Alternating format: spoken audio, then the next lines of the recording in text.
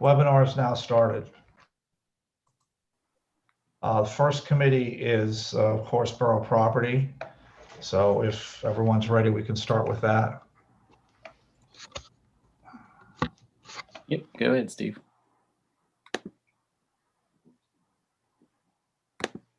My camera's kind of skewed a little bit, I'm sorry. Okay, borough property. I have really three things to mention. Then I have a list of reminders of outstanding items, which I'm not going to get into. The first one is grants. Last week, I believe, Senator Costa met via the phone with myself and the mayor about two grant opportunities that there are for recreation-related things. The first one has a longer term to apply for it. It would be for the Rec Lodge, and tentatively, assuming it's accepted, it would include sprucing up the outer area, cleaning and painting, which is one of the things we have on the capital budget. It would have a new sound system, new flooring. It might also have cleanup of the basement area where there had been a water leak. I think generally the water leak is okay now, but I don't want to say that for sure. And there might be some other things related to the Rec Lodge. The second grant, though, that's a little bit, that requires a lot of haste because it's due very soon. And so unfortunately, we just learned about this last week. And so I'm trying to, I've asked Mr. Gilland, I've asked Cindy Sim to try and take the lead on this because I'm just kind of overwhelmed right now. It's another CITF grant that would go through the county. And the problem is, of course, it's due very soon and it requires very specific things. But this would be also recreation related for the pool again. It would include improvements to the two locker rooms. If you remember, the one locker room in particular, the women's locker room, we've had some issues with. It's been on the capital budget for a while, but we haven't done anything with it. Potentially a mushroom fountain, although Mr. Gilland doesn't believe that's a good idea. He can talk about that in a few minutes if he wants. So a new floor in the lodge, a new sound system for the pool, and possibly a kitchen upgrade in the lodge. It does not include air conditioning because, again, we have to first upgrade the electric, which we're going to do with the first CITF grant that's still in effect right now. And second, because generally I don't know why you air condition a pool lodge, and I think a lot of you agree, not all of you maybe, but I'm not exactly sure with those huge doors why you would do that. So, but in any case, the electric would not be done fast enough that this grant could say, yes, we can put air conditioning in.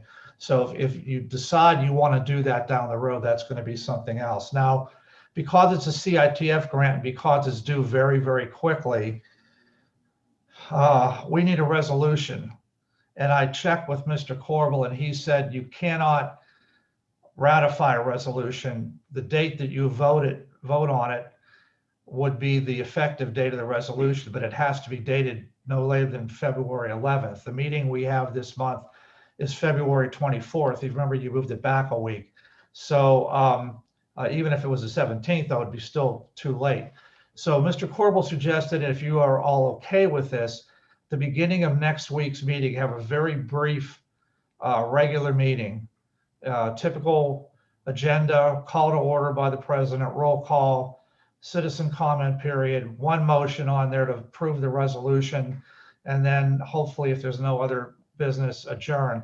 We did advertise all committee meeting nights as potential business meetings.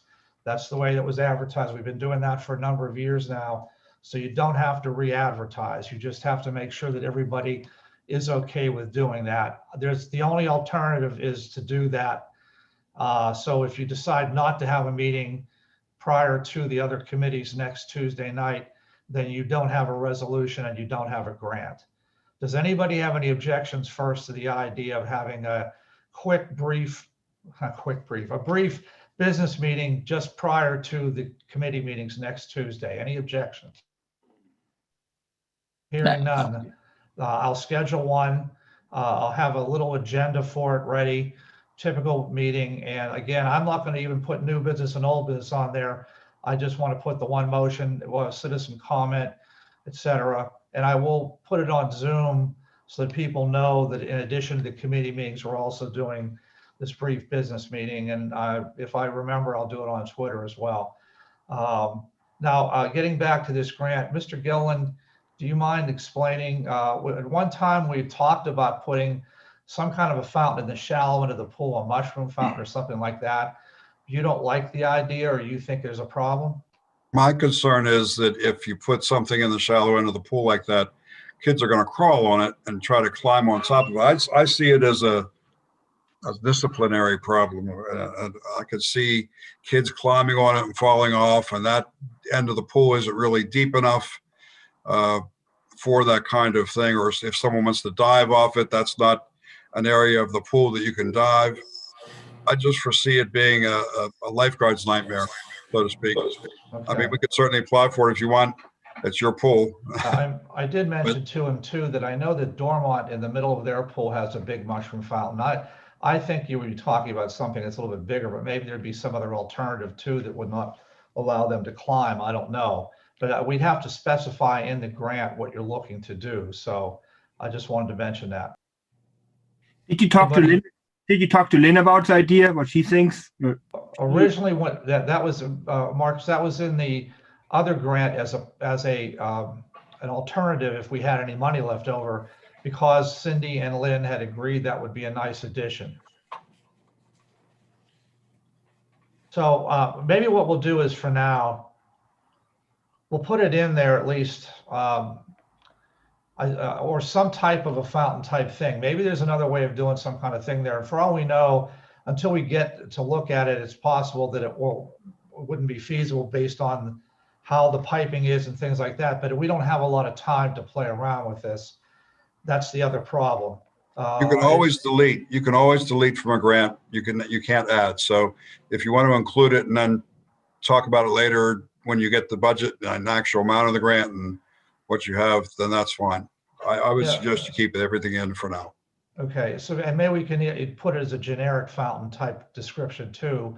So if there's some other alternative that I'll call it a water feature. Yeah, yeah. Anybody else have any comments on these two grants before we go to my next item? That all sounds good. Okay. I would definitely be in favor of applying for it, and we can always not use it if we don't, right?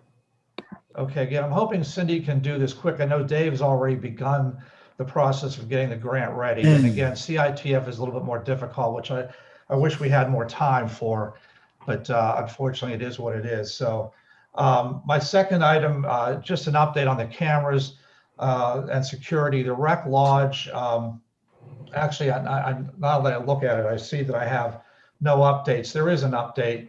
The Rec Lodge,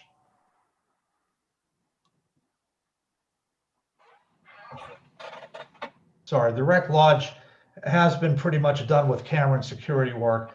We're working to schedule a meeting for some training with our personnel that would include myself, the chief, Cindy, and may include some other people too. I'm not sure as to how to operate everything. The Public Works, we haven't done anything further yet with that. We're still getting some stuff together with SSA on that. And the other two items are pending, so I'm not even going to worry about them. But in any case, the Rec Lodge is pretty much ready to go. We just have to get the training done for it. My last item that I want to mention is recreation hires. Attached to the agenda, you'll see a list of names of people who have applied for a job at the pool. We do not have anybody applying for anything else. So, but the pool is there, and you folks usually take a look at the names in February at the committee meeting, and then if there is no problem, it goes on the meeting agenda, which would be again February 24th for consideration and approval. Does anybody have any issues with that attachment? Nope. Okay, I don't see any, and that's all I really have. Everything else I have is just a reminder, so I'm not going to really worry about going into that right now. There's nothing new to say, and I'm finished, Mr. Thielacker. Thanks, Steve. On the rec board items, there's a few things they brought up last night at the meeting I wanted to hit on real quick. The first of which, let me bring my notes back up here. There's a plaque at the pool. It was installed for Brendan Foley, member of our the swim team, was unfortunately killed on Armour Boulevard in 1996. He was 15 years old, I believe, at the time. They put a plaque in for him, and there was a tree planted with that plaque at the pool. The tree was cut down. It's been a while, actually. The stump is still there next to the plaque. They want to know if we can work on getting that stump ground out and a new tree planted there. One of the members of the rec board actually has a tree that she'll donate to the borough to plant there if we'd like. I can't remember what type, Patty, or anything like that. But I think next time they're doing stump grinding, it might not be till later, might be next year. Next time they're here doing stump grinding, though, if we get them to get that stump ground out, I'm sure putting a tree in there wouldn't be a big deal. We were talking about that. Another item came up. Lynn Cassidy's father. There was a big ripe about him, years ago for all the work he did for the help for the borough, and it was said that the borough was going to install a plaque for him. Like it's in newspaper articles, things like that. She's going to send me all the information, but the borough never did. They said they were going to. Nothing ever happened. So she was willing to buy the plaque herself if we could get it installed up at the pool. And I told her I'd bring that up. But truthfully, I think if we were supposed to do it years ago, we should buy that plaque and get it installed. But I'm going to get that information and look at it and see what's going on with it. But that's kind of the direction I think we should go. I don't know if anybody else has any thoughts on that. You're thinking of one of those little brass plaques that go on the ground and you put a tree behind it. Is that kind of thing? Yeah, I'm not 100% sure. I'm going to talk to her. I'm going to look at the write-ups they did about it and what they were talking about back then and kind of go from there. And then the final thing, I think it's the final thing I have. It's more for Steve. It's more for you, Frank, and Keith. I guess last year we shut all the sports down and everything like that. They couldn't do soccer or anything like that in the parks. All the teams went to, I think Edgewood, actually, they let them play. And I think Wilkins let them play. So all the people that usually played in our parks went to these other neighboring towns and gave them income and played on their fields. So we're just trying to kind of figure out if we think they're going to be able to play on our fields this year, or if they're still not going to be, because they're getting to the time, at least for spring soccer, where they kind of got to get that figured out. I guess they're starting to kind of ask questions. So I had a conversation with Keith Morris about this 2 weeks ago now, and I said that I thought it was a good idea to return to sports for the spring, which includes soccer and baseball both, which I think are the only two big sports that are played here in our community, right?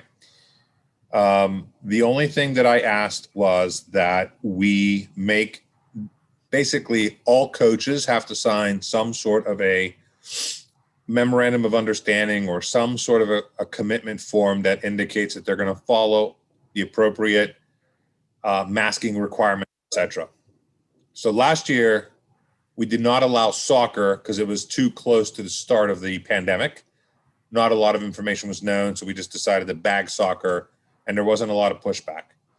We agreed to do baseball with the understanding that coaches would, and those players who weren't on the field were masking at the time. And I must have drove by like 5 or 6 practices in a row, and not only were coaches just not wearing, it's not like they had the mask on and were wearing them incorrectly. They just weren't wearing them, period, and neither were the kids. And if you recall, right around the summertime, everybody experienced this pretty significant spike in cases. And so so Keith had approached me and said, listen, I'm not quite sure what to do. And I said, listen, if you need me to be the bad guy, I'll cancel it based on what I saw. And so I kind of made the decision to cancel it.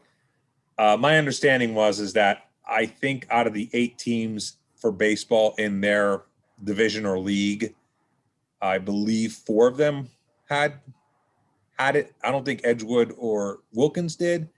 I understand like Portview had teams, et cetera. So bottom line is, it was an unpopular decision, but given the fact that nobody was wearing masks, et cetera, and the spike in cases, I made that decision. But I'm sorry, that was a long-winded answer. I just wanted to give some context for why. So as long as I don't think council would have an issue with it, but the only thing I ask is that all coaches who are signed up And both the Woodland Hills Soccer, Youth Soccer Organization, and Forest Hills Churchill Baseball just make it mandatory that all their coaches sign an agreement that basically says, hey, we're going to respect the masking requirements when we're on the field, and basically anybody who's either waiting to play or, acting as a sub will wear a mask until it's time to take the field and play. And nobody really pushed back on that at all. So I think that's a fair compromise and reasonable one. But if you guys want to talk about it, I'm happy to try and amend it. And then the only other thing I asked is that Keith, when they have that memorandum of understanding drafted, just to present it to us so that we can review it, and maybe have Steve Corbel, that is, take a look at it just to make sure we're okay and covered. Can I add to something, Mr. Thielen? Yeah. You might want to just also make sure that whatever we do as far as opening up restrooms over on the fields and the concession stand, that there's some kind of sanitizing policy or something. I didn't even think about that, Steve. That's a great point. Yeah. Yep. So let's mention it to, I'll reach out to Keith and make sure that that's part of the agreement. They used hand sanitizing and occupancy limitation at the farmers market as well all last summer with no problems. People seem to accept it pretty carefully, pretty effectively. Yeah. I mean, I don't want to beat a dead horse, but the one thing we had at the pool that we really didn't have at baseball was staff that was really there, and kind of a good portion of their work was related to sanitizing and cleaning a lot of the areas. Baseball is it's all reliant on parent volunteers, right? So that's just, we have to kind of depend on them. Now, it worked well with the farmers market, and that's another volunteer organization. So I guess we should be okay. Can I say something? Yeah. I think you're right. I think we have to get the coaches sign in, and they pretty much have to be our enforcers. Same thing like Woodland Hills Soccer, the school actually played soccer in live, but they had the same rule for spectators. Obviously 250 people or so, we don't have issues with that, but they have to social distance, and the parents have to wear masks all the time and all that stuff. We pretty much have to get the coaches buy in that they have to enforce the rules. Yeah, I agree. And quite frankly, it's really not fair to the kids, right? I mean, bottom line is that sports went on and the WIPIO and PIAA with appropriate restrictions. We just got to be smart about it. Yeah, that all sounds good, Frank. Okay. I'll Was the rec board asking specifically? Yeah, well, they were asking because it's mainly for soccer. I guess the soccer organization, which I think Keith's involved with, isn't he? I believe. He is. I think He they is. were inquiring, I guess, to Barry or Ed, one of the kind of the guys in charge of the rec board, said, "Hey, you guys know if we're gonna be able to play or not." Yeah, that's odd though, because last week I had a conversation with one of the coaches, and I explained to him what we just went over. But it's okay. I mean, the bottom line is, yeah, we should absolutely have it. We just got to make sure coaches are doing what they need to do. Sounds good. Yeah, I'll shoot them an email and shoot Keith an email then too, and tell them to just get with you and get it figured out. Great, thank you. Sounds good. Thank you. I think that's all I have for that. Dave? Tom, I have one. Tom. Yes, sorry. Good. Yeah, I just had one more thing to bring up in regards. It wasn't really in regards to soccer, but I've been noticing in the surrounding boroughs, everyone else's borough buildings open, and they have, the appropriate people in the office and stuff like that. I think, I hate to do it, but I think it's time that we kind of open up on a limited schedule or something, because I'm getting a lot of feedback from residents paying taxes, paying bills. They have questions. The few days that I've stopped up there in the last few weeks, people they don't know where to drop the stuff off at still. And I was pointing in the right direction to the box. So I think it might be helpful. I don't know if we open it up on a limited basis or start opening it up, but I know Churchill, Wilkins, all their municipal buildings are all back open. So I think we need to start thinking about that. And I actually honestly believe that most councils are actually back in person. So I don't know if we need to start looking into that as well. I don't know how long we need to be writing this out over Zoom. and starting to get back into the live sessions. But just some things to think about, I guess. We'll keep checking with Keith and then Steve in there and see what they want to do. I think most boroughs are still online though, everything I've seen. I'll think about it. All of them. That's all I'll promise right now. I think most of the surrounding communities are still practicing COVID restrictions. I'm pretty confident. Steve, you interact with Rebecca fairly often. Is Wilkins back online, or are they? I actually haven't talked to her in a while, so I'm not sure. I was saying more so, Steve, for the borough building to be open. People need to make payments. I mean, this is payment season and everything's delayed. Frank, sorry, not Steve, Frank. More so from that standpoint. I'm not saying we need to be back in next month, council wise on a meeting basis. But what I'm saying is for payments, and people have questions on water and sewage bills. I mean, I'm seeing it on Nextdoor. I'm seeing it everywhere. I mean, and I know Churchill and I know Wilkins are open. So Tell I them think to there's call just- me. I'll be happy to talk to them. okay.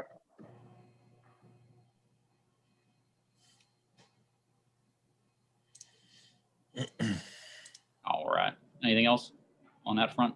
Anybody? Dave?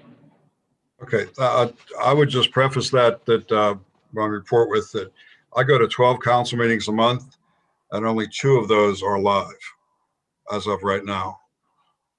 So the other 10 are still on Zoom or online.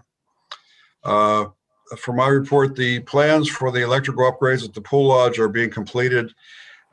They will be advertised for bid later this month. We should have bid results hopefully for the committee meeting next month, if not for the general meeting next month. The fire department roof project has been completed, and we are including the pickleball court resurfacing in the 2021 paving project that'll be discussed under Public Works. And that's all I have.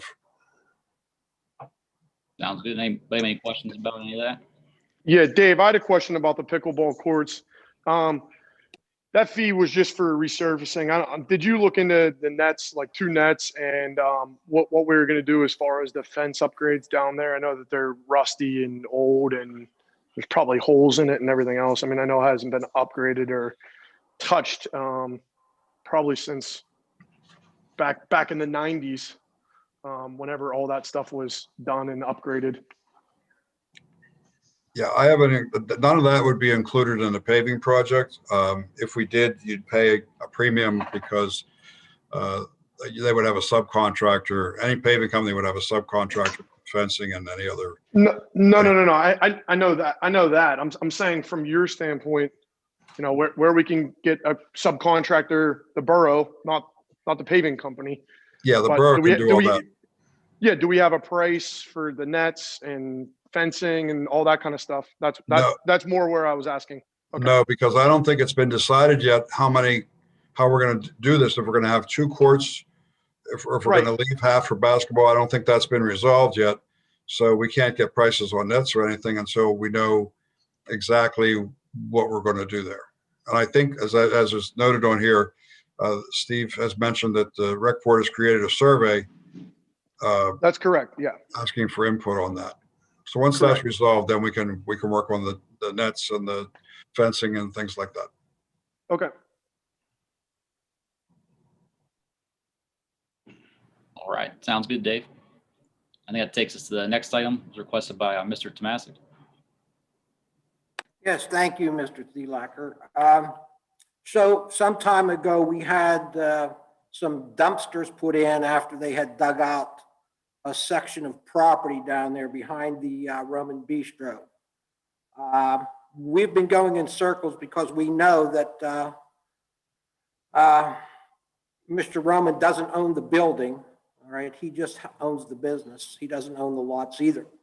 So Dave Naley, along with Mr. Gilliland, have been going around in circles trying to figure this out. So I think we finally got something here that Dave can report on. Dave, would you please take us from the beginning to the end in terms of what happened down there with any types of materials, et cetera? Yes, Thank you. at some point last year, without the borough's knowledge or permission, there was the hillside was excavated behind, across the alley behind Roman Bistro, and a jumbo block concrete wall was installed and a pad to house their dumpsters. It's my understanding that the dumpsters previously were further away from Berkeley down the Thorn Alley behind the gas station. And the gas station people objected to their location there because they wanted to use that property for parking. And they do own, the gas station does own the property behind it, between there and Berkeley, where we had the slide last year.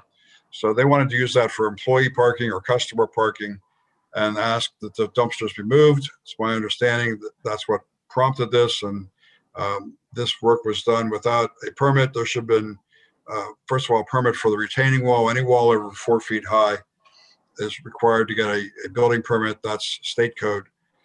They did not do that.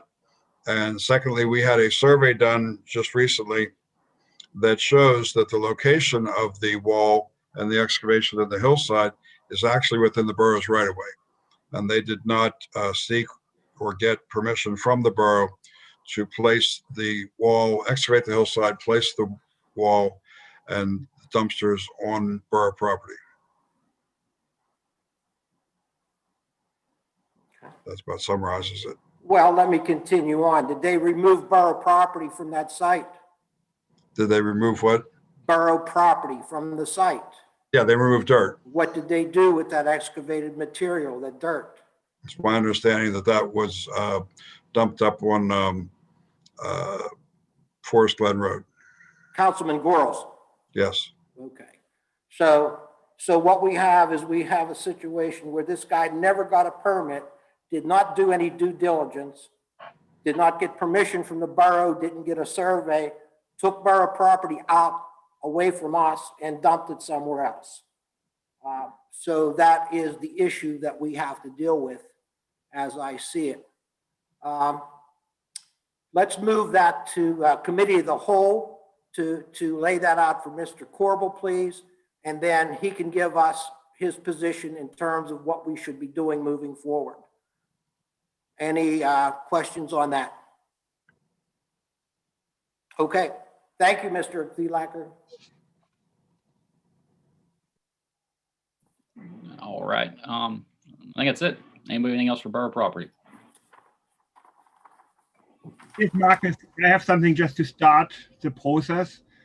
Since we just did the roof on the fire department, I think we should look into getting solar panels for the roof of the fire department. You know, like once you have a new roof, it's a good time to put solar panels up. Obviously, we have to look into it, how we finance it, you know, depending how we do it. Same thing with our borough building, we may not have to pay anything or not much.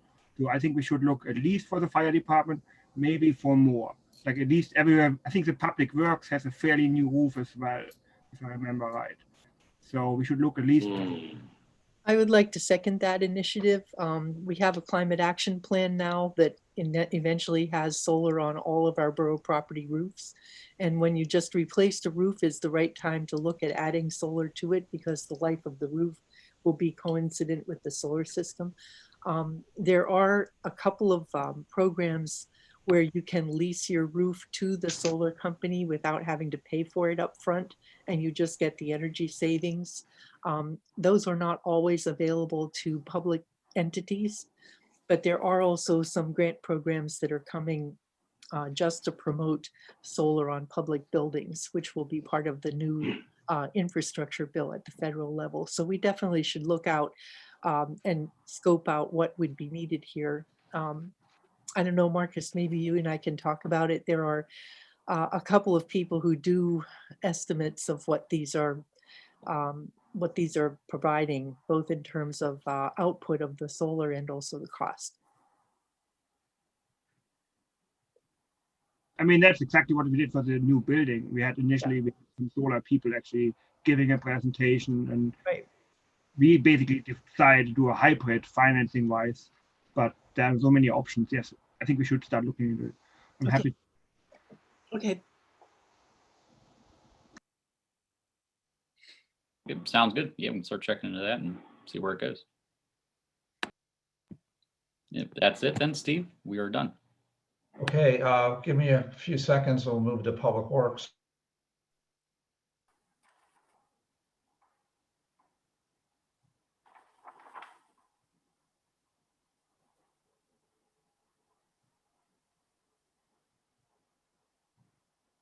Okay, I'm good for Public Works. Mr. Goro, you okay? All good. Okay. Three Rivers Wet Weather usually gives me a monthly report, and I don't have that yet from them. It's too early in the month.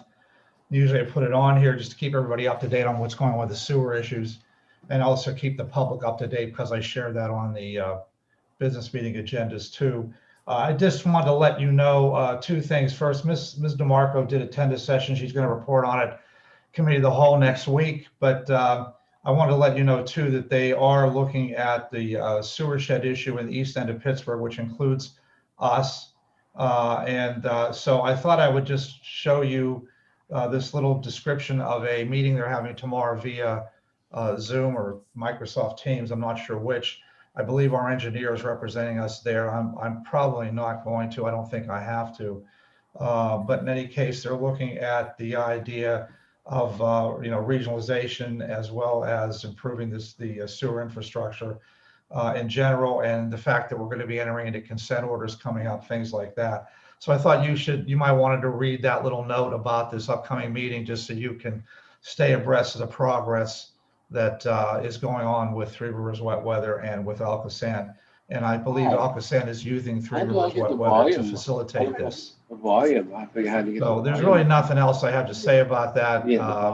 I really don't have, I can't answer any questions. I'm not exactly sure of all the details on that, but I'm sure if there's anything more with the engineer, we'll hear about that from Glenn Engineering. And that's all I had to report.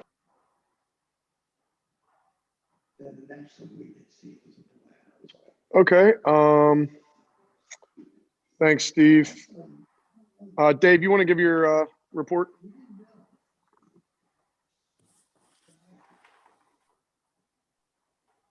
Dave, you're on mute.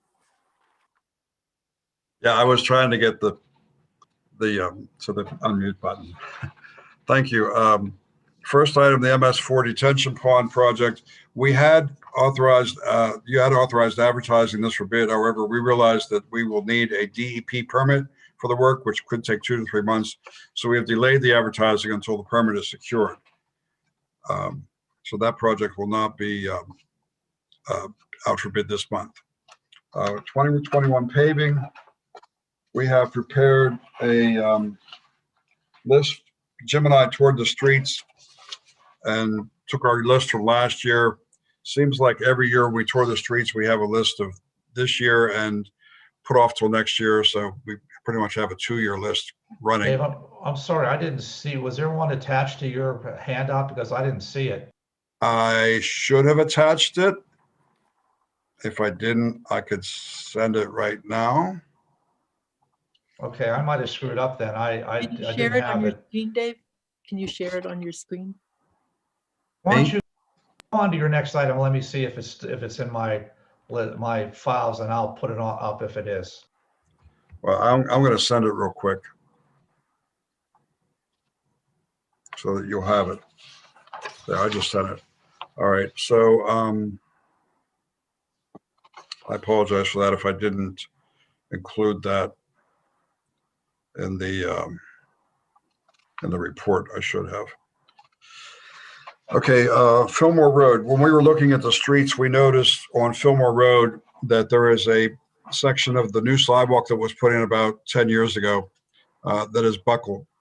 We got out of the truck and investigated it and found that the ground behind the sidewalk has actually slipped. There is an 8-inch void under some of the slabs. There's about a 2 or 3 inch offset where some of the slabs have tilted. And there doesn't appear to be any. Slides are usually caused by one of two things. Either somebody filled or cut the soil. Marcus is gone too. Or there's water getting into the hillside and causing a slide between 2 different types of soils. Since there is nothing below this but woods, and no evidence of any recent filling on the top or cutting at the bottom. It's our assumption, my assumption, that it is water in the hillside. I know that we have behind that in the lot between there and Centurion Commons, there's a lot of mine water comes out of the hillside. And we're thinking that that is probably the source of the water. There you go. So you can see there in the front of that picture that there is an offset joint, and then back where Jim Thielacker is standing, you can see there's a section of sidewalk that was not replaced, but you can see that it's offset. Jim, I don't know if you're, Steve, I don't know if you can go to the next picture. There you can see the void under the sidewalk where the ground, which was adjacent to the sidewalk, has slipped and caused a void underneath. There you can see better the offset section of sidewalk. It has not affected the road at this point, but at some point it probably will. So it was our recommendation that that part of Fillmore was being considered for paving. As you can see, there's potholes there, but we don't want to do anything paving wise, especially getting heavy equipment, milling the road and putting rollers on the road to roll the asphalt, which could cause the slide to be worse. So I got a quote from Pennsylvania Soil and Rock to do it. I just asked for a quote to do some drilling to find out where the groundwater is. If the groundwater is at 6 feet or 8 feet or 4 feet or whatever it is, my suggestion then would be to put a French drain in along the edge of the road, catch the water and transport it somewhere else so that we get the water out of the hillside. If you get the water out of the hillside, the slide should stop. What I got last Friday was a quote from Pennsylvania Soil Rock to do a full-blown study of the slide area at a cost of $16,784. That includes borings, analyzing the borings, and then analyzing the soil types. It's a pretty complete report. If council would want to consider doing the full report, you How much could. did you say that was, Dave? How much? $16,784. That's just for the study. All I really wanted was, I asked them for a referral on who they get to do their drilling. All I really wanted is some holes drilled in the street. And when you drilled, tell me at what depth you hit water. And then we can put a French drain in and solve the problem. But that's not what I got. I got a full-blown report. Although the bulk of the work is the drilling. Is this something, Dave, is this something we could do in-house with a rented piece of equipment with our guys to check this? I mean, $16,000 for a study. That's why I didn't give you a copy of the study. I think that's outrageous. That's I have a question too. too much. I have a question too. I noted in the study that you gave us for the climate action plan that there's about 40% of our land area in Forest Hills subject to landslides. Yes. Where does this, do we have those, do we have like triage on that 40%? Where would this one fall in the vulnerability likelihood compared to some other places? Do we have a triage done on those areas to see where we're most likely, or can there? No, that wasn't part of the mapping. No. It is included in the potential slide area, but it's not included in that. There's no levels on that as to what's more prone or less prone to slide, because that can change at any time. Yeah, that's a good idea. What we could do is have Public Works dig a test hole in the pavement at some point when they're free to do that, don't have anything else to do. They could just dig a test hole and see where they hit water. That would give us an idea of where we could locate a French drain to potentially stop this slide. That's probably the best idea. I thank you for that idea. Is that okay with everybody else on the committee that we proceed that way? I'll talk to Jim Thielacker about arranging to do that at some point. Yeah, I think we need to be sensitive to the fact that we have a lot of areas that are subject to these kinds of slides, and we need to keep track of them because It's, it's a considerable part of our area that we have to worry about. And if we start spending $16,000 every time we have a possibility, we're going to go broke shortly. So Yeah, I'm not suggesting we spend that so 16,000. but just giving you an idea of if we were going to really take this on as a major undertaking, we're looking at a significant amount of money. And that Yeah. doesn't include mine subsidence areas either, right? Those are different. Right. No. All right, so I'll talk to Mr. Thielacker about doing a test hole there and finding out what we see. And then finally, the Fall Run Interceptor project, that's the pipe that Alcosan's going to take over. Mr. Ziskow of my staff has been talking with Steve Corbel about setting up a meeting. There are 7 communities that are contributors to that pipe that is going to be taken over by Alcosan. Alcosan, of course, wants it repaired and brought up to speed before that. And there's going to be a meeting to discuss cost sharing and allotting the costs based on the amount of flow that each community contributes. Unfortunately for Forest Hills, most of the town goes into that sewer, and it's only portions of other towns that go in.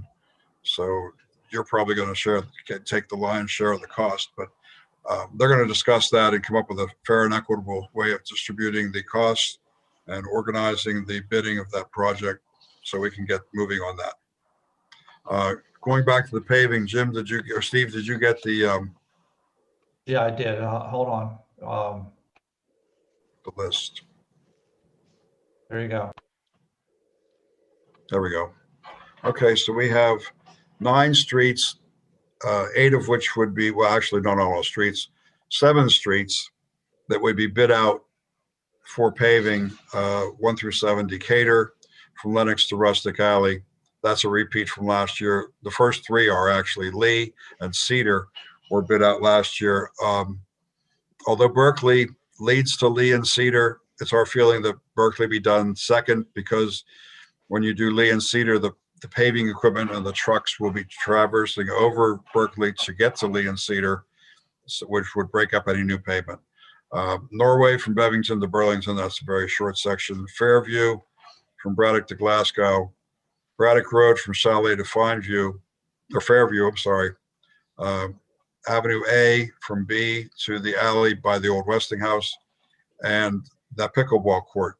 And then Cascade Road, which is in orange, because that work will be done by Wilkinsburg Penn Joint, and then the borough will be invoiced. That amount, the $48,000, is the borough's half of that paving. So it's actually a $96,000 project, but the borough will only have to pay for half. The rest will be paid by Wilkinsburg Penn Joint. And then there's 4 alternates underneath that are also in bad shape, but not quite as bad as the others, and will likely get pushed back to next year. The estimate comes to $325,000 to almost $326,000. We have 310. Oh, okay. So I would suggest that those are the ones we bid, and see where the prices come. And I'll put this list on committee of the whole so that you have it next week, so you can actually take a look at it and have it yourselves. Dave, Yes. I had a question regarding the pricing for the pickleball courts. You priced it at $20 for the streets, and it looks to be $25 per square yard for the pickleball. Is that just due to limited access? Yes, that's exactly it. It's the access and the size. They would have to bring in a different paver and a different paving machine and a different roller to get into that small area and to be able to access the site. So my question to you is if we take a section of the fence down, which we may have to replace anyhow, if it's bad or rusted or whatever, would that reduce the cost? It may slightly reduce it. It's not going to be a significant savings. I mean, it would certainly help. We're going from $20 a square yard to $25 a square yard, right, in the estimate. I mean, if taking down a chain link fence that's $100 or $200 for the one side, so they can get the bigger paving machine in and the bigger roller. Well, they wouldn't bring the bigger paver. they wouldn't bring the bigger paver and the bigger roller in anyway. It's too small of an area. You can't maneuver the paver. The paver, I believe, is at least 14 feet wide. It's pretty hard to maneuver it around and pave a rectangle with a machine that big. And the problem is not with the fence. The problem is getting any equipment to the pickleball court. They're probably going to have to come up from the parking lot along the edge of the ball field. Although Right. Mr. Thielacker, I don't know if Jim's on here. He's not here. Jim had mentioned to me that we may want to consider, I think he was going to bring it up tonight, paving the pathway down through the park from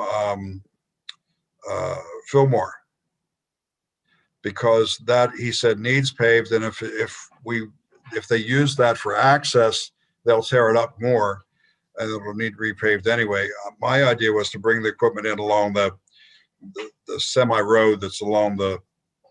If you were driving up the parking lot, be on the left side of the ball fields. Correct. That would be the easiest way to get the equipment in and out. But even then, it's a difficult process. You're going over grass that it might have to put down planks or something to prevent damage to the grass or existing walkways and so forth. So it's more of an access. The access is what causes the extra expense. And that's why they would use smaller equipment.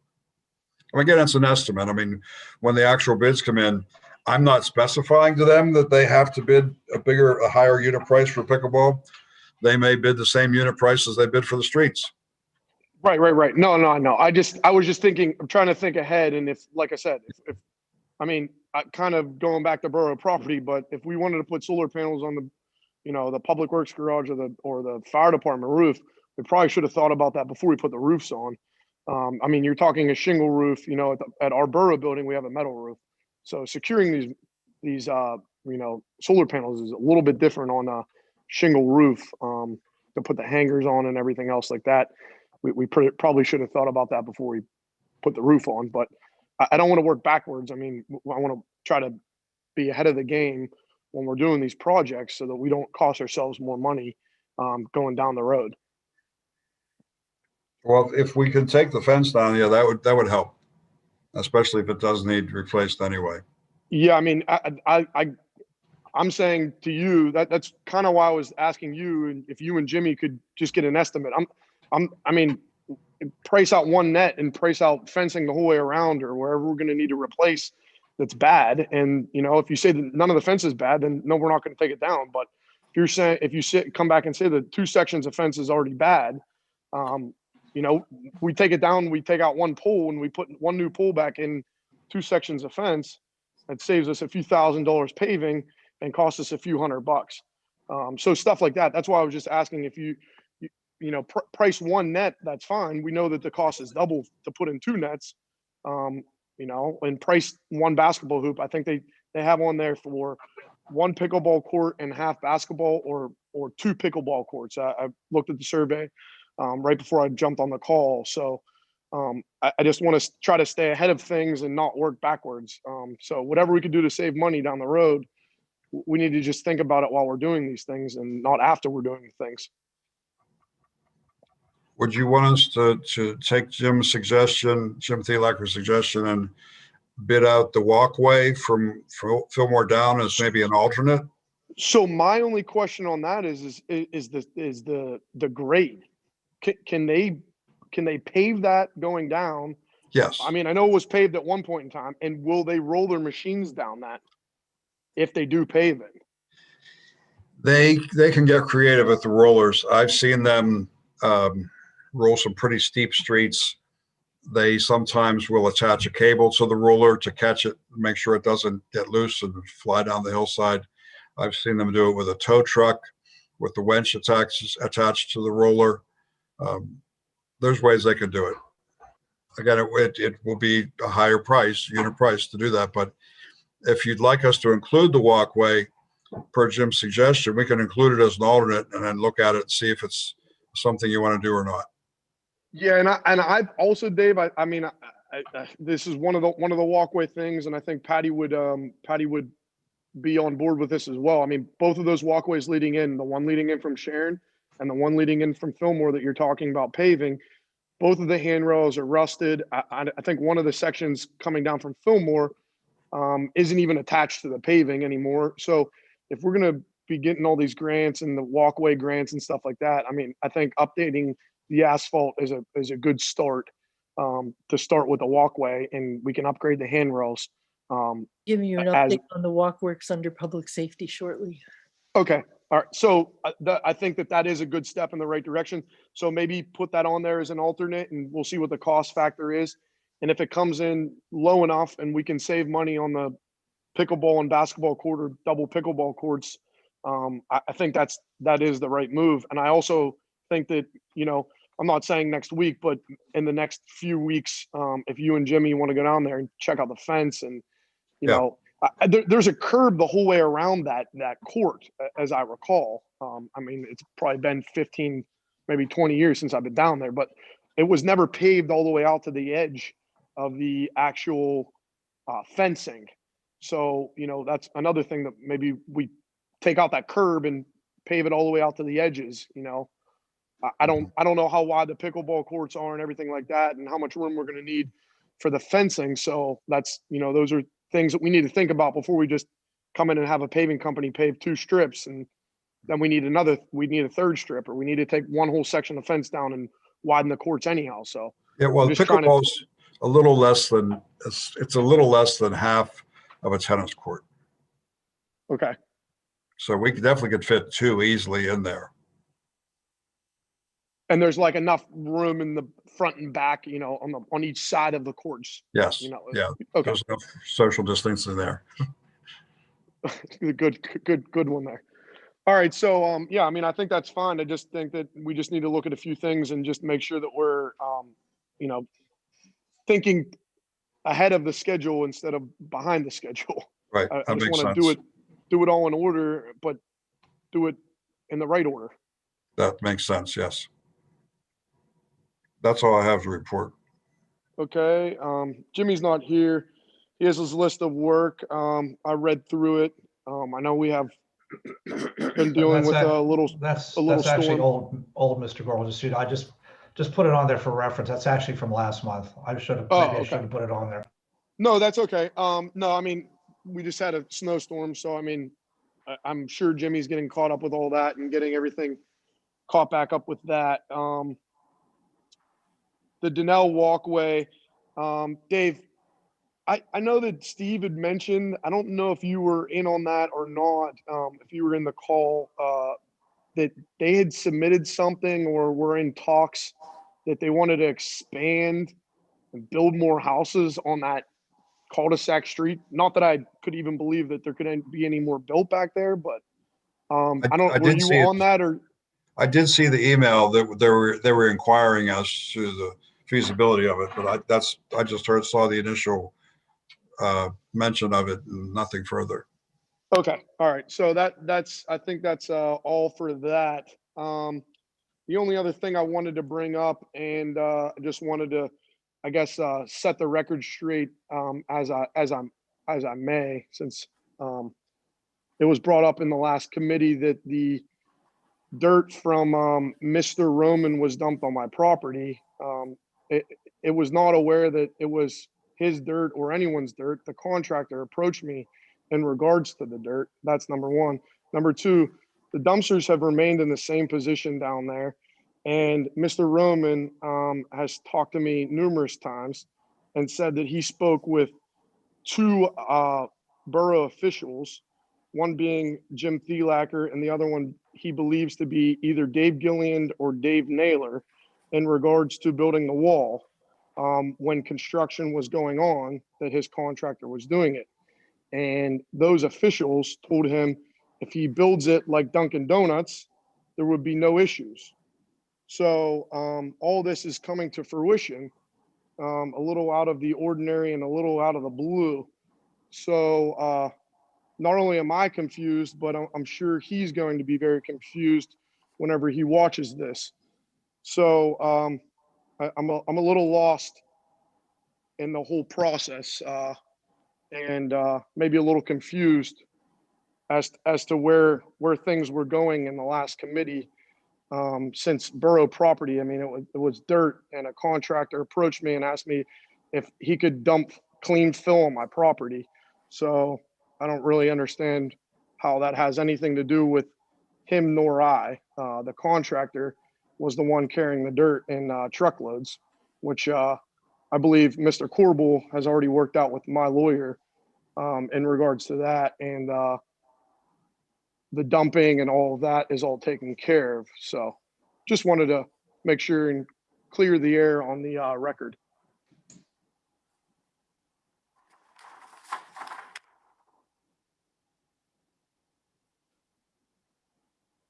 And Steve, I believe that concludes the report. Okay, I'm going to move to ops and policy in a few seconds. Good night, everyone. Thanks, Dave. Good night. Good night, Dave.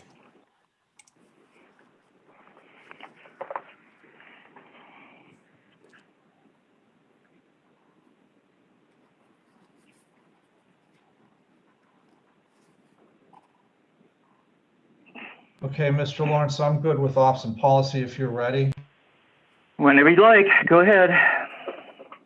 Okay, I have one item about committee vacancies, and maybe I'll put this on the screen so you can see it. Hold on one second.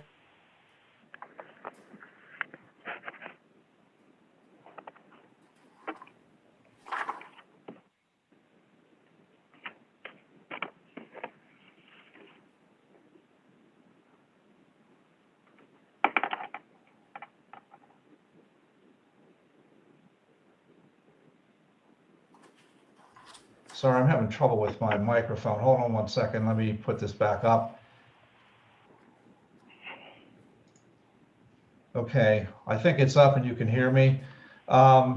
These are the, whoops, wait a minute. No, maybe it's not up. There it is. It should be up now. These are the committee appointments that are due for renewal. I had shown you this once before, but Annie added this little chart to show you when they were appointed, what their term, how their term ended, and whether or not these people asked to be reappointed. The ones obviously saying yes did ask, and the ones saying no didn't, and we're still waiting on responses from 2 other people. I also noted below that list that there is only one new volunteer for a board vacancy, and that is Ms. Lubin here, 15 Roxbury Road. She's a zoning hearing board applicant, and I attached her letter of application to this agenda for you to take a look at. There are essentially for zoning 2 vacancies. One of them is Ms. Powderly, who resigned as an alternate, and the other one is Ms. Braz, who decided not to reapply. Now, just for information's sake, zoning hearing does have 2 other alternates, and so if you wanted to appoint somebody to take Ms. Braz's place, she's a regular member, not an alternate. It could be either one of the 2 alternates or Ms. Lubin, or you could appoint Ms. Lubin as an alternate if you wanted to as well. But there should be 3 members who are regular members of the zoning hearing board. Right now, we just have 2, with Ms. Braz not wanting to reapply after the end of February. So it's kind of up to you how you want to deal with that. And before I let you tell me what you want to do, one other note here, you do see that there are other vacancies. I show civil service, neighborhood crime, tree and shrub, and zoning hearing. That's the one I just mentioned actually as the alternate. But there are other vacancies that are on there from people who have resigned. And obviously environmental advisory with losing Ms. Miller has an opening. And depending on how these other people respond for planning and recreation board, there could be openings there as well. So what typically would happen is you folks would vote to approve whoever you want, whether it be the people who are asking to reapply or a new person like Ms. Lubin to the appropriate board, and or you might move, as I mentioned before, an alternate to a regular position. The only committees that have alternates right now are planning and zoning, and that's it. The other ones do not. There was one on rec, but we moved that person up to a full member, I believe last month or in December. I think it was last month. So I need to know how you want to approach this, whether you want to reappoint those who are reapplying first, and then second, if you want to appoint Ms. Lubin and or move an alternate in the zoning area. Any thoughts on that? I'm going to stop sharing the screen. Yeah, see what the other committee members have to say about it. My thought would be, if we've got alternates on there that already have some experience, it would be, I think my thought would be to have them come over as members, and then suggest a new woman perhaps take the alternate space. Any thoughts on the committee? I actually had exactly the same point, but maybe one slight difference. I would ask those alternates if they want to become a full member first. If they both agree, Well, yeah. yeah, we do that. Yeah, sure. Put Ms. Lubin alternate in.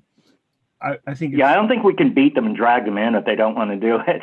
But I think if they're alternate, they probably want to be moving up. So I totally agree with you.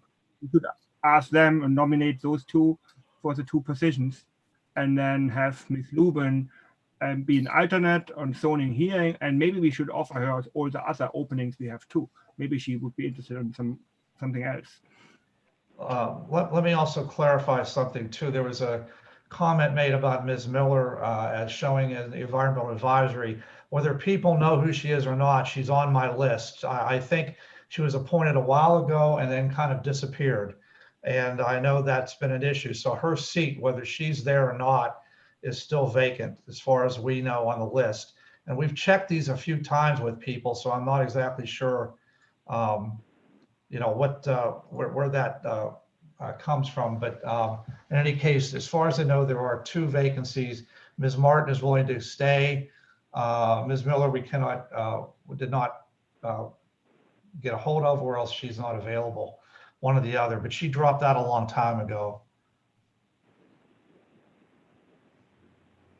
So what I hear you saying is essentially move one of the zoning hearing alternates up to the regular position and put Ms. Lubin in as an alternate. Is that what I'm getting from the discussion? And do you have a preference? I would say whichever alternate has the most experience would be the first person we ask if they want to go. And if they don't, ask the second alternate. Well, let me take a quick look at that on the zoning. You may not actually know who has most seniority. I thought we have 2 openings on zoning, like Ms. Post and then Kate Powderly assigned too. Well, as an alternate, right? We do. An alternate. Okay, I didn't know that. Yeah, Mr. James Dodson, 1912 Ardmore Boulevard, was appointed in February of 2019, and Mr. Hyman of 2222 Bevington Road was appointed in February of 2020 as alternates. So if you want to talk about seniority, Mr. Dodson has apparently been on there longer than Mr. Hyman. And then of course, there is still that, yeah. So he would, if you wanted to move based on seniority, it's purely up to you though. You don't have to do it that way.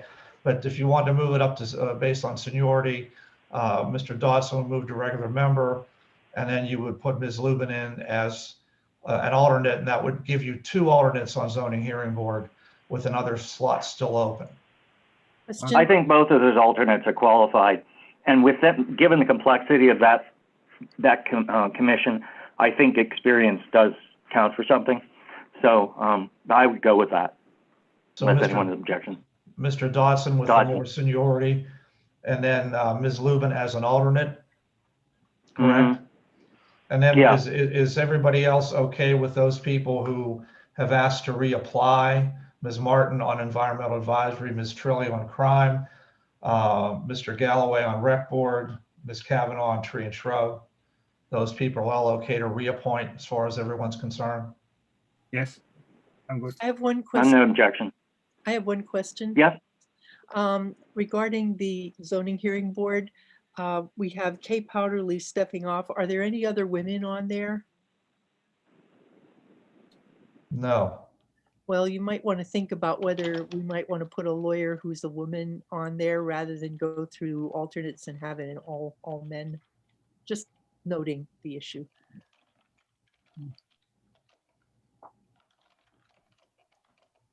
It's up to you, please.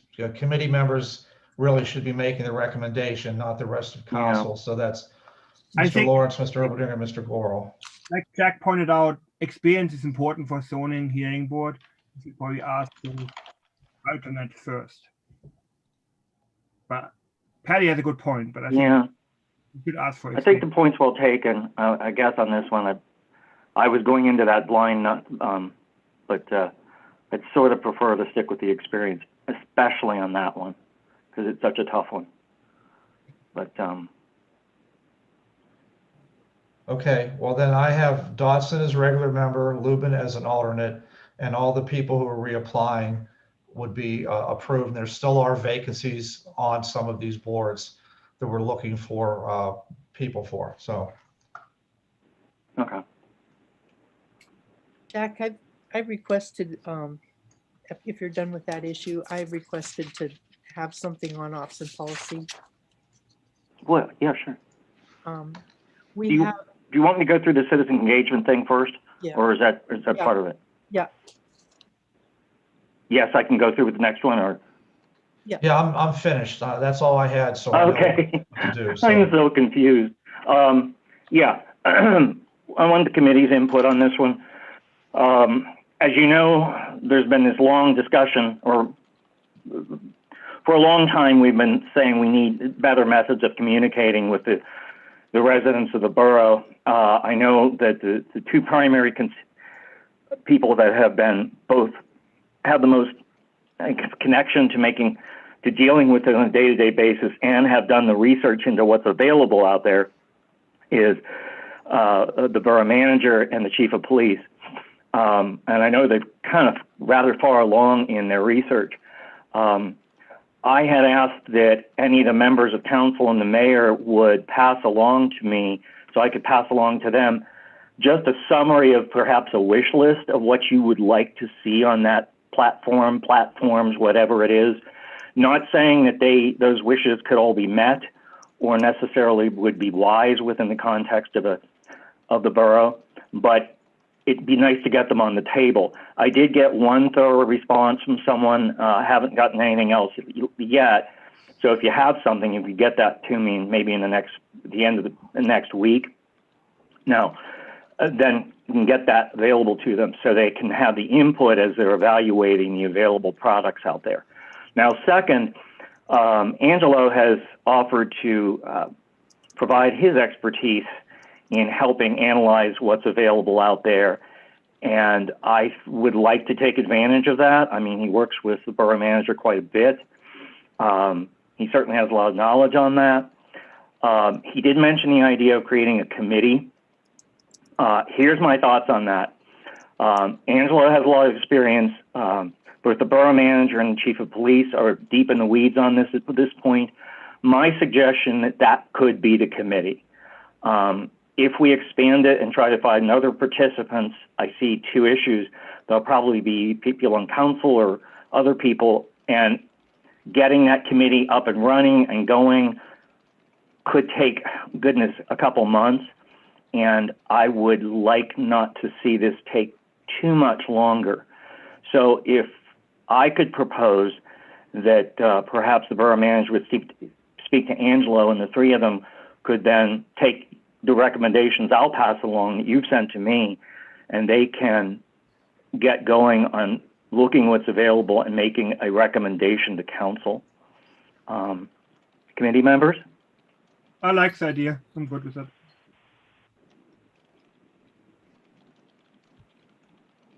Any other?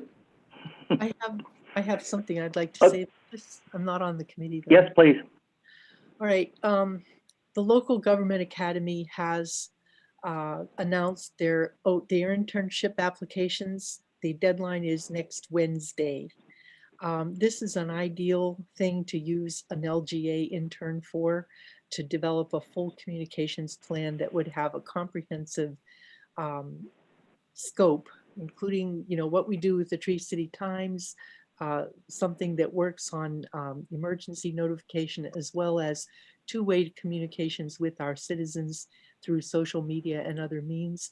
It isn't just a piece of software that we put in to do emergency announcements. I mean, we have to look at the whole comprehensive communications process. I would like to propose that we please file for an internship so we can dedicate a graduate student to work with us for 40 hours a week for 3 or 4 months to get something together that will give a staff support to Mr. Morris and to Angelo and whoever else is working on this. We do have to act on this immediately, and we're going to need to come up with about $2,800 for our share of an intern. But I think it would be worth it because this is something that we keep going around about without resolving, and we're never going to get it resolved unless we invest a little bit into getting the thing done. I could just real quick comment on Patty's statement. Yeah, I think we should definitely look into that. And Patty being the finance chairwoman, if she thinks that's doable, I think we should try and do it. It's been something we've been talking about for over 3 years now. When I first got on council, we started talking about it, and I think we definitely needs to be something real comprehensive, something the residents really enjoy and serves their needs, and ours and the borough administration. I'm willing to work on the grant. Angelo is on the line. I don't know if he's admitted to the meeting, but I'm sure that I looked at the application. It isn't that complicated. I'm sure we could put it together over the weekend. It is due on the 10th. So I would need to have council okay the expenditure before that time. Mr. Morris, do you think it's doable? If we get the grant? I mean, anything's doable that you want to try to do if you have the time to do it. Sure. I mean, the only thing we only budgeted $1,000 for intern. So and I'm not sure whether that was supposed to cover something from a previous intern or what, but I put that in there. And actually I've been, the last 2 years I haven't brought up interns because no one seemed like they've been interested, but in the previous budget message, if you look at it, I've always suggested an intern of some kind for a number of different projects. So I have no problem with it. We just have to find money. And of course, you're reimbursed by the local government academy for 50%. So our share would be about 2,800 approximately, maybe a little bit more if they have more. They have to have a minimum of 400 hours, maximum of 480 hours. So it could be a little bit higher than that. It could go to $5,700 total, which we'd have to pay half for, something like that. I don't have the numbers in front of me again now, but I only did put 1,000 in, and I just want to, I mean, I'm not trying to recommend no, but just realize the money's got to come from somewhere else then in the budget. I don't know where you want to take it from. And it is a tighter budget, and it's a budget that assumes that things like the pool and recreation programs, et cetera, are going to start up again so that there's more money coming in for those kind of things. I mean, what we went through with the budget. As long as we can find the additional money somewhere, sure. And of course, we're responsible for covering them with insurance and FICA and all that other kind of stuff too. So. Well, the 2 interns that I have right now are not being paid. They're working for credit, but I think this is a more technical kind of a thing, and I don't know. Because the deadline, you wouldn't be able to vote. This is the local government academy does this every year at this time, and that's one reason why I had usually brought it up in my budget in general. Now they only offer 10, so it is somewhat competitive if you have more than 10 applicants, going for this, and they assist you in picking somebody. I mean, you would interview them. Well, I'm not exactly sure all the details. I mean, I ran this once before, but that was over 20 years ago when I ran an intern program 1 year because our director was on maternity leave. And it is something that's competitive for them too, and you have to be there to interview them and go through all that too. So you may or may not pick where you're getting them from. But you will get to pick probably who you're getting from the available pool that they come up with. But obviously. Marcus, any thoughts? I'm willing to write. I'm sorry. I was just going to say you can't vote, obviously, before because the deadline is so near. Basically, we can't do it, it sounds like, timing-wise. You said we can't vote, so we can't do it. But you can't vote. I don't know that you have to vote on this. I mean, I don't- you'd have to vote on where the money comes from. You know, so you can ratify this at a meeting in the future and move money in the future, however you want to. It's $28. You might not get the grant. I mean, they're only giving out 10 of them and there are, lots of people applying. We may not get it. But I think if Patty is willing to do the work, we should try for it. yeah. I mean, that's all I'm asking is if you're willing to, come up with I think it would only be about $1,200 beyond what's in the budget that we've got to come up with from somewhere. And I'm willing to write the grant, but not unless you guys are willing to back it up if we get it. Mm-hmm. I'm fine with it. Okay. That's fine. That's fine. Okay. Yeah. I completely agree with the notion that I hate to beat this word, but a comprehensive approach to it. Would it be possible, however, in the meantime, in anticipating we might not get this, that the committee of the three of you could proceed just in your research on this one piece of it? Would you guys be okay with that? Yeah, I just would like not simply stall everything for a month or two. I would That's have all. exactly the same thing. We should not assume we're getting it. We should just proceed what we want to do anyway and just add. Yeah. Well, you'll know pretty quick because they don't take real long in deciding. Okay. this. The applications come in, and in fact, I was just looking at it. I was just looking at it on my screen here, and I believe that they deal with this month after the applications come in. They pick them, and it's dealt with this month or in March. So it's not like it would take them a long time. They have a deadline of August 31st for this person to conclude their work, so that they would have to start fairly quickly. Okay. Okay. Let's see if we could do it. All right. Jack, if you have any compiled information about what people want in it, if you could share that with me so I can put it in the application. Okay. Thank you. And just a reminder to people out there, if you would send me something, that'd be great. Okay, anything else? Looking here. It looks like that's it. Am I correct? Is that it for option policy? No, there was item 3. If you remember at the meeting last month, yeah. somebody raised that. Yeah. And I think one of the things, I mean, if you remember, Mr. Corbel had suggested that the citizen complaining about the YouTube thing may not be aware that essentially everything's published regardless anyway, whether it's on YouTube or not. And that was one of the points he had raised. I don't know if you want to go any deeper into that or not, but we do publish in the minutes people's names, addresses, what their subject was when they discussed something at a meeting. We're required to do that under state law. Yeah. Yeah, I thought the same thing. I was like, well, that's sort of, it's out there in so many different ways and so many different methods that one little thing on YouTube is probably the most difficult way to actually find something. So yeah. It does get on our website. Yeah, there's so many fast ways to find that information. If you're really digging for it, I don't think you'd sit through an hour and a half or an hour long YouTube video. I mean, I get his point, and to go in and edit a YouTube video, I think would be probably not the best use of someone's time.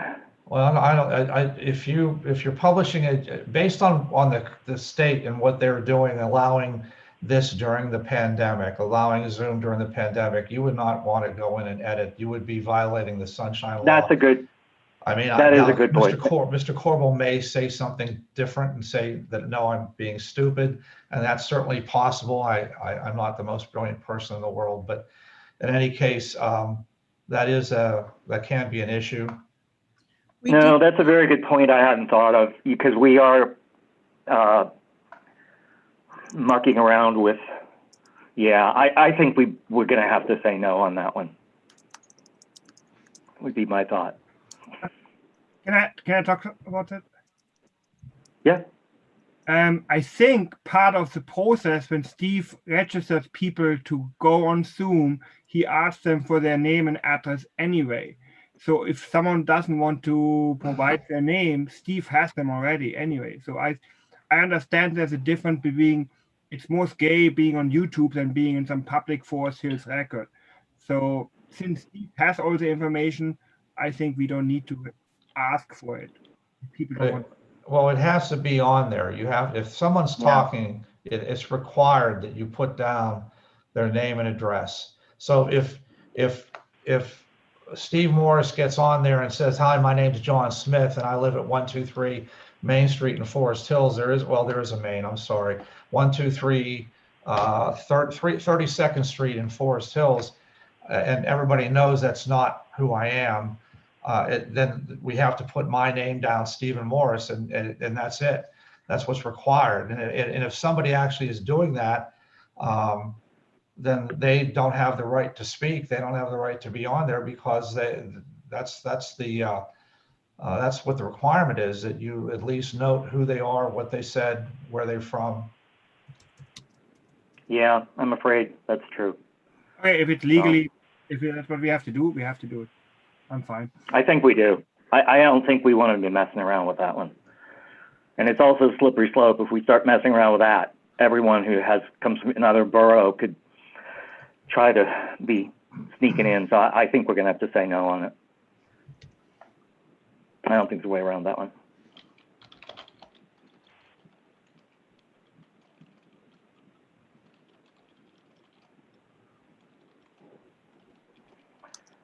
Okay, does that settle up some policies now?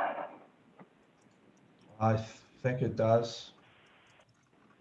Okay, unless the committee members have anything else to bring up, I think we can move to the last Okay. show. I just need a couple of seconds here, and I'll be right back with you. I'm ready whenever you are.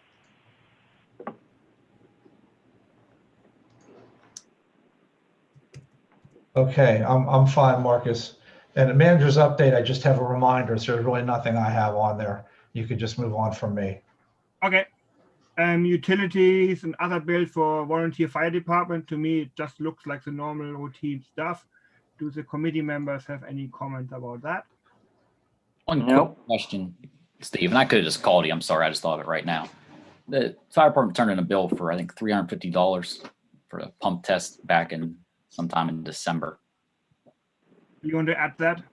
They were just curious. I'm sure it might show up next month's report. I'm sure probably. I just want to make sure that you got it. That's all. I'd have to look, Okay. Tom. I'm not 100% sure, but that was submitted with that last report, right? I believe. Yeah, that was what So that would have been in January. I think we got that. So that should be on. That should show up in January's bills for February. I think. All right. Sounds good. Yeah. If not, well, I mean, if you're not, you notice it, let me know. Okay. Thank you. Okay, they're good with that. EMS report is not available. So we move on. Dunkin' Donuts. Bill Gore, you wanted to talk about that. The article, which is the testing.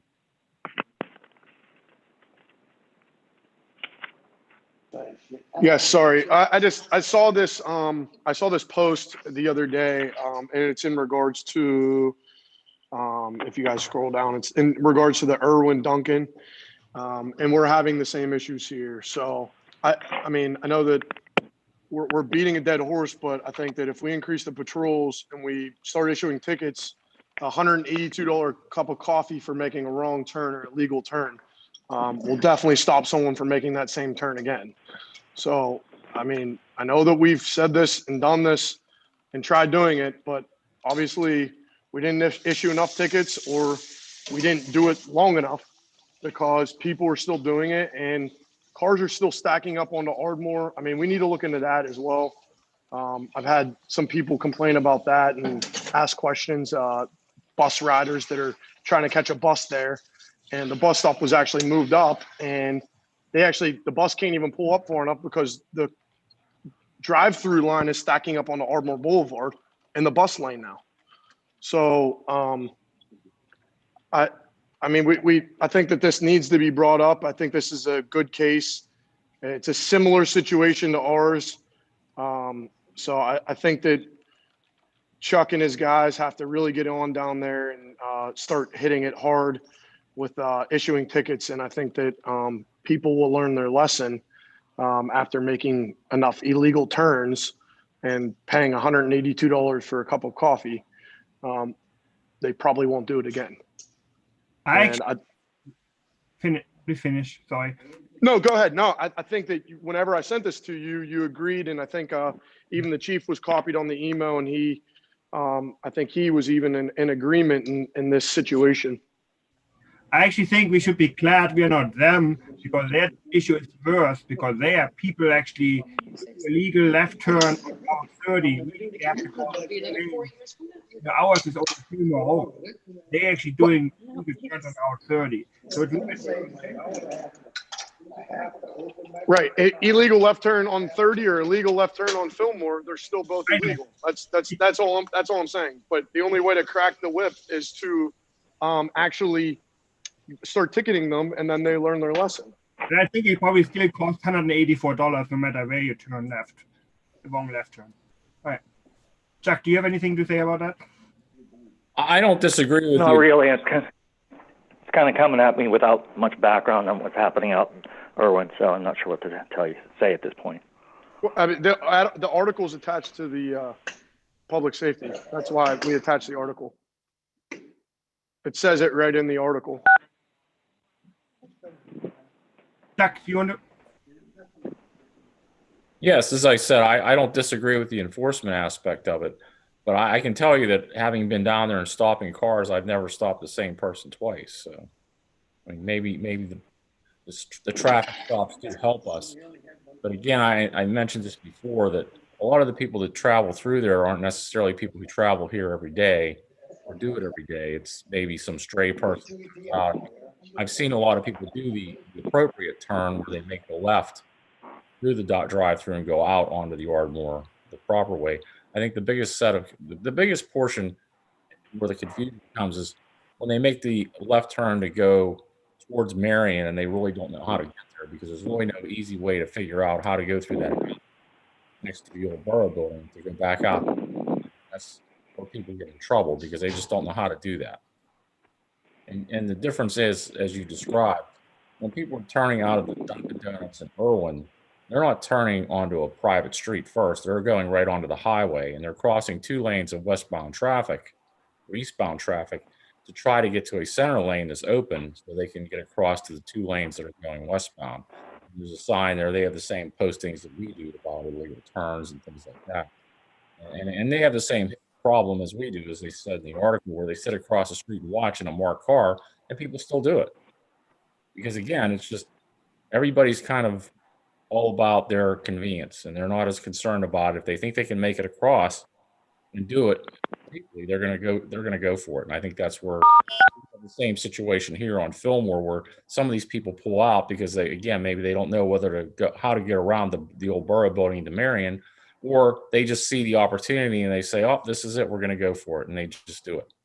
So enforcement and visibility down there certainly does play a role in it. I mean, we have an uphill fight here because the way it's laid out is it's difficult for us to stop these cars. I mean, some of them will go out, let's say, the wrong way. Some of them will go out and they don't really care if they hit the posts on the way out. But again, I think it's a lot better than it used to be. And certainly there's a limited amount of traffic on Fillmore compared to what it used to be as well, since there's not a school up there at the St. Maurice East Catholic. We've lost some traffic there and some bus traffic as well. There's been some reduction there. I don't disagree with the enforcement aspect. All right. Yeah, I think, honestly, Chuck, I think that, I mean, your guys do a great job, but we got to write tickets. people don't learn unless you write a ticket. You slap them on the wrist, they're going to do it again. I mean, if I was making the illegal turn, I would keep making it until I had to pay a fine. I mean, you know, pulling them over and say, you know, this is your warning or whatever. I get it, but I mean, it's dangerous. It's dangerous to me. I live up the street from it now. I own properties behind it, and I came to the council meeting whenever this was being discussed, and the council back then approved it with all the variances and all the variations and all the zoning variances. So the council members before me approved this and put us in this situation, but now we have to deal with it. So unfortunately, we got to enforce it. We got to step up patrols. We got to ticket it. We got to nip it in the butt. And we have to figure out, we're going to have to go to PennDOT like they're going to, because the cars are starting to stack up on Ardmore. And it's a hazard and it's a safety concern, because it's reduced traffic right now with less people working in town and less people traveling to town. But if that ever ramps back up, it's a dangerous situation down there. I mean, it's a disaster waiting to happen, and we need to figure out how we can get in front of it again and solve the problem. I mean, I came to the meeting and spoke up and said that the lot is too small for this property that you're trying to build, and you know, that council approved it back then. So I just think that, you know, we need to step up enforcement, and I mean, we have to solve this one way or another. I mean, we can't close off the Fillmore entrance or exit, because that was agreed upon by that council back then. And I mean, I drive up the road 3 to 5 times a day, and I'm almost hit once a week because an illegal person is making a left turn, and my back of my truck is 26 foot long, is stuck on Ardmore Boulevard, and there's an 18-wheeler going 60 miles an hour on Ardmore ready to take my back end off. So it's a time bomb before I get hit, because I use that road every day. I actually think what Chuck suggested, that the signs are not very good, like how to get on Marion. I think we should maybe investigate getting better signage. If you want to go east on Ardmore, you do that, little map. If you want to go west on Ardmore, do that, and little map. So I think I will take that on to look into it, having a better sign, explain people how to do it properly. Because I think people just don't know. There is a sign, do not turn right, but I think it's maybe not good enough. So if we have a better sign with little maps, it's maybe helping. So I will take that on. I mean, we have 7,000 signs there. Their signs aren't working now, but I mean, if we would need to invest in more signs, I don't know how that's going to work. No one would know if you want to go to the left on Ardmore that you should take Marion. No one would know that. So I think, like Chuck said, those people are out of town. They don't know Forest Hills, and it's probably a good idea to have better signs. That could maybe help. It doesn't cost much. All right, anything else on that topic? All right, Chief's report. So Chuck, back to you.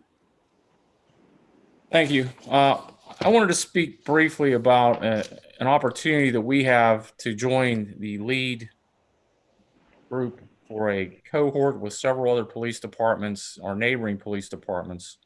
I was at a meeting with several of them, along with Judge Caulfield.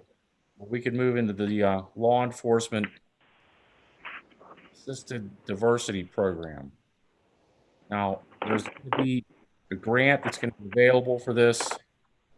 As a premier program here, we kind of be on the front line of this. We could probably get that grant, from what I'm told.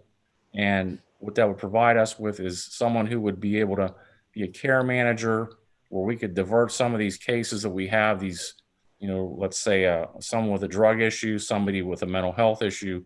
We could use that person to help us gather information for support and help for them, rather than putting them into the criminal system, where, again, we have this happen all the time. We take a person to Western Psych, we drop them off, they're there for a couple of days, they come back out, we take them back a week later.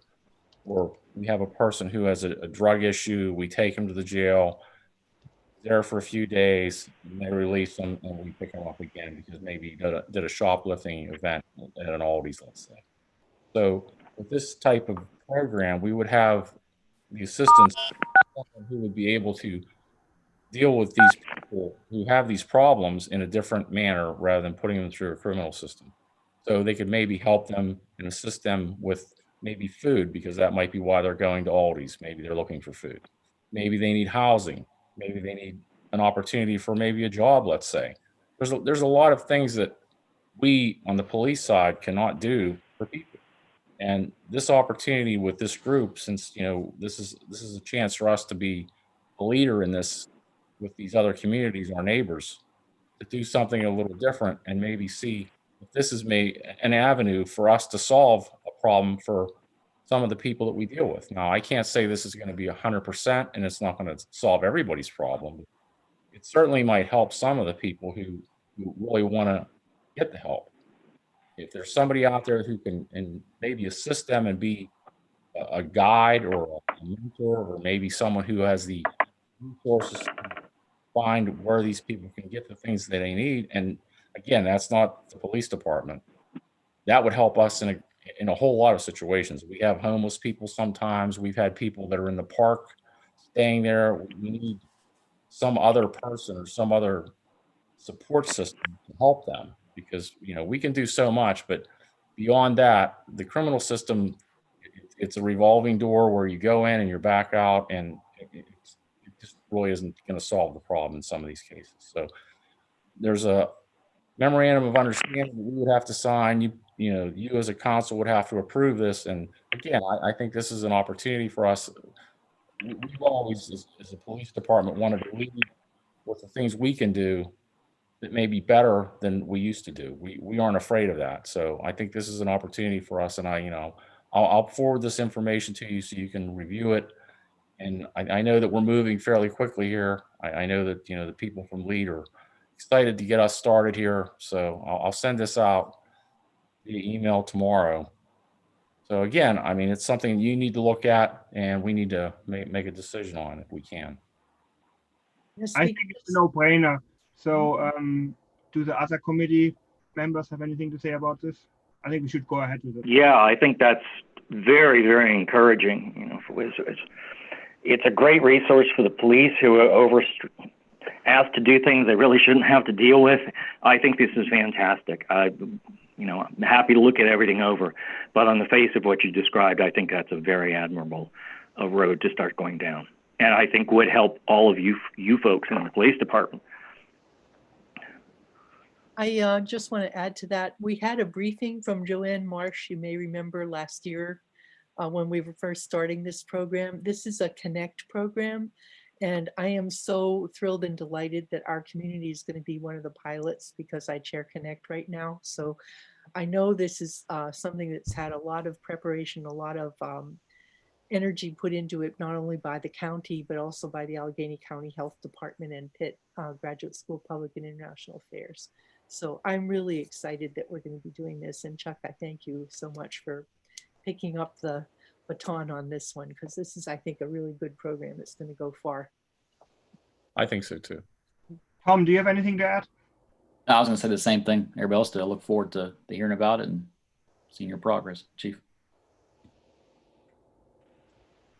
That's all I have. Chuck, we had this weird email. I know you can't really say much about it in public, but can you just say broadly? Well, that's something you see in our reports. You see these domestic violence situations, and what occurs with those is it's difficult for us, because sometimes after it gets out of our hands and gets into the court's hands, it's a family division situation. So people get let's say a PFA, or they get some orders to have custody of children, let's say, and there's a no contact order, and you get involved in all of these things where it's very stressful for people. And I know they do tend to be concerned about that part of it, and hopefully they get help, like in this case. But I can tell you, we've had some conversations with this particular case, and I think we've resolved part of this, because there was some confusion about what needed to be done on that person's part, and I think they followed through on that now, and they got some advice from their attorney who represents them and family. Again, some of these things are police issues. Some of these things are beyond our control. We can do some things, but we can't countermand orders from the court, and we have to follow the evidence that we get based on what they tell us and what they provide us with. So in certain cases, it's very difficult for us to make a decision on how to move forward until we have all the information from the courts, because we can't violate an order that they've issued. And sometimes it's a legal issue, because if there's no court order, there's nothing you can do. And I mean, you can't put a police car in front of it 24/7 either. So I see.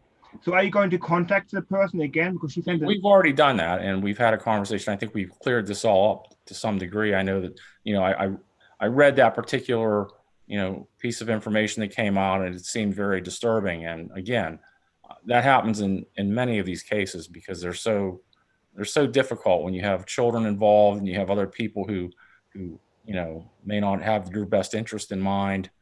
Again, that's where the courts come in, and that's where family division and the magistrate comes in, and they can do some of the things that they need to do to set these people apart and limit contact and, stop a lot of that. And with our help, we can enforce that part, but you have to have some of that in place before we can do that. And sometimes other people have orders against the people who are upset, and they don't understand that part of it. And it's very difficult, very confusing. And I could spend hours talking about this, and I'm sure you don't want to hear all that.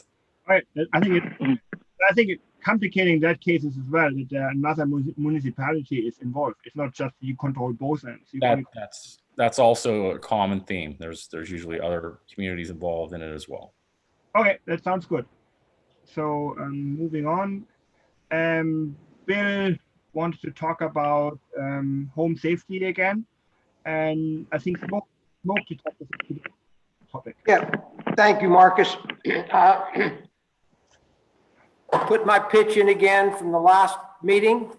I suggested people go while they have some time with this COVID problem and people staying at home. Go online, check this thing out. It's a great fire suppression item, along with a fire extinguisher, which, as I said, many people don't know how to use.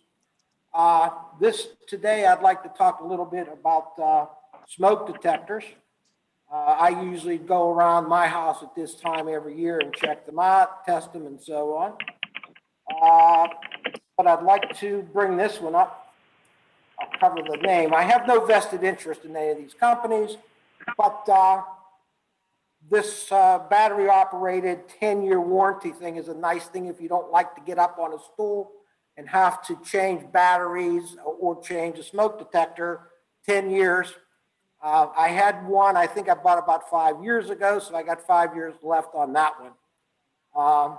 Anyway, I think that would be a good idea as well. Take some time, check your smoke detectors, change the batteries if necessary. Some people just change them every year without even considering whether or not they're still good or not. I'd also like to say that I talked to some insurance guys.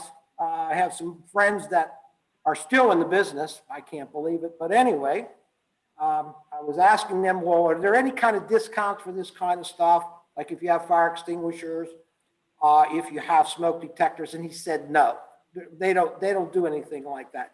He did say if you have a security system, which is all encompassing, which you might end up paying $600-700 a year for, with installation and the system and then your monthly fee and all that. He said you can get a discount, but he says, that's like 6 of one, half dozen of the other. I also tried to track down this number, and basically he told me that he believes that Forest Hills has a 3 rating, and the system runs from 1 to 10, 1 being the best. And he said Forest Hills, I believe, has one of the highest ratings with a 3 in the entire county. And he didn't believe that anybody had a 1 or a 2. And he said, when we go and we look up for your insurance rates, we look at, just plug you into the computer. It tells us everything we need to know about access to water, your fire department, et cetera, how close or far away it is. And he says that and some other things are put in there, and that gives us our rating. So when you're getting your insurance rates, we have, as I said, based upon what I was told, a very good high rating. But that doesn't mean that we shouldn't be putting these things in at your own discretion. I think it would be a good idea. Again, that fire suppression blanket, fire extinguisher, check it out, and the smoke detectors. Thank you, Mr. Thielacker, or Mr. Mr. Erbaldinger. Mark, Thanks. I actually have to add one slight comment about that. If you're a technology savvy person, I have networked, I don't say the name brand, networked fire smoke detectors. So it's, let's say there's someone in the smoke detector in the garage picks something up, the smoke detector in the hallway upstairs would actually say, you have a fire in the garage. So there's actually some smart Wi-Fi, all networked smoke detector, and they test itself and they tell you everything. Like the dogs hate it because they make a lot of noise when they test themselves, but that's it. Thank you, Bill. And next, Marcus, real quick, if I could just touch on that real quick. We're either a 4 or a 5 currently. I have to check. We just redid our every between 5 and 10 years, they do an audit and they regenerate that number. We just did it. We're waiting for it to come back. We're hoping it'll go up. But like Swissville's a 1, City of Pittsburgh's a 1, Mount Lebanon's a 1. There's more and more 1s popping up because people are getting real deep into the fire prevention, code enforcement, building inspections, and that's how they're raising these ratings up.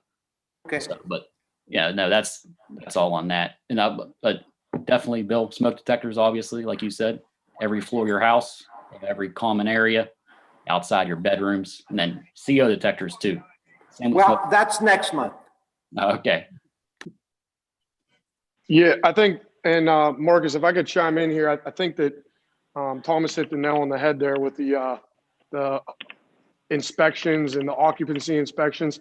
These other municipalities are putting these in place so that their ratings can go down and they can save even more, and also all the neighbors can feel safe. In regards to fire, electrical shock, it doesn't matter what it is. I mean, it's across the board. The occupancy inspection is a necessary addition to our building code in the borough.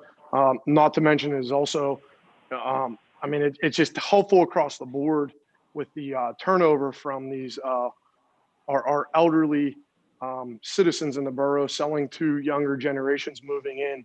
It's just a safety concern the whole way around. Tom, thanks. what did you say? Marcus, can I ask the question here? Did you say City of Pittsburgh was a 1? Yes. They have an inspection program? I'm not sure about. I believe they have some sort of inspection program. Yeah, they have fire inspectors. I know that. I didn't. That's not what I was asking. I was asking if they. I know they have fire inspectors. What I said is, do they actually have one of these programs that is part of this whole discussion? Because I was told that they didn't have any kind of program that required and forced people to get these inspections. So occupancy inspection. If you could do me a favor, help me out with not only the inspections that they're talking about, but also these numbers, because I researched that and the iOS numbers. No one had a way of actually telling me what that number was and how you ended up getting it. So if you could enlighten us all on that, I would greatly appreciate it. You're asking if they have an occupancy inspection? I am just asking what kind of inspections do they have in the City of Pittsburgh? That's directed to Mr. Thielacker. Okay, and I'm just letting you know that I know this because I used to work for an employer that had properties in the City of Pittsburgh, and you have to have an occupancy inspection before anyone can move in, whether it's a tenant or it's whenever you buy it. When you buy it, you have to have an occupancy inspection before someone can move in. That's what I'm asking Mr. Thielacker to check out for me, please. Okay, well, I'm just letting you know. Thank you very much. Thanks. I'll